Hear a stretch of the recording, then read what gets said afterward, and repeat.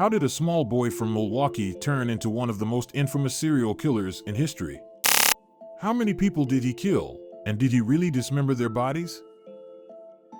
Let's find out as we delve into the life and crimes of Jeffrey Dahmer.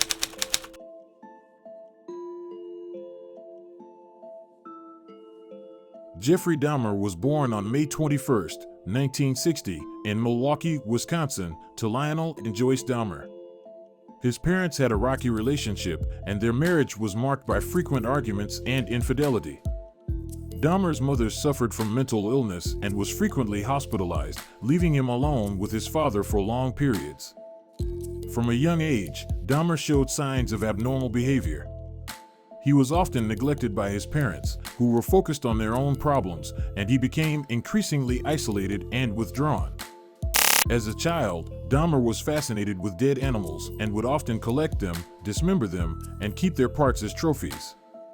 This behavior disturbed his family and peers, but they did not seek help or treatment for him. Dahmer's fascination with dead animals continued into his adolescence. He became increasingly withdrawn and detached from his peers, and his grades began to suffer. He started to drink heavily and experiment with drugs, which only exacerbated his emotional problems. In 1978, Dahmer committed his first murder.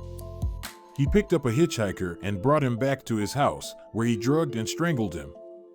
Dahmer then dismembered the man's body and disposed of the remains. He later confessed that he had kept the man's head in his closet for several weeks, where he would talk to it and perform sexual acts on it. Over the next several years, Dahmer would go on to commit more murders, often targeting young men who he found attractive. He would lure them back to his apartment, where he would drug them, strangle them, and then dismember their bodies. Dahmer would keep the body parts as trophies, often photographing them and storing them in his apartment.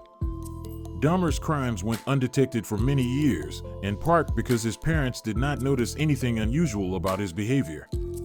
When Dahmer's mother became concerned about his drinking, she sent him to live with his grandmother in Ohio. However, Dahmer's behavior continued to escalate, and he eventually returned home, where he committed most of his murders.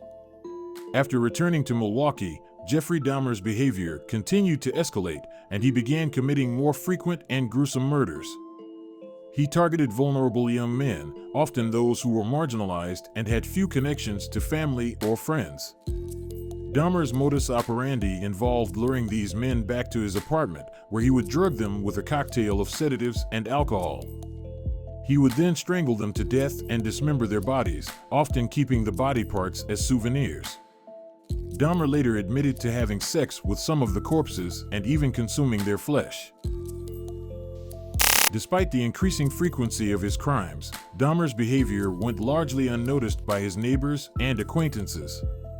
He was seen as a quiet and unassuming man who kept to himself, and his odd behavior, such as his collection of animal bones, was dismissed as harmless eccentricity. Dahmer's crimes began to unravel in July 1991 when one of his intended victims, Tracy Edwards, managed to escape from his apartment and flagged down a police car. Edwards reported that Dahmer had taken him back to his apartment, where he had handcuffed him and threatened him with a knife. Edwards said that he had managed to get away from Dahmer and run out onto the street, where he encountered the police. When the police arrived at Dahmer's apartment, they found evidence of his crimes, including human remains and photographs of dismembered bodies. Dahmer was arrested and confessed to 17 murders, though it is believed that he may have committed more that he did not confess to.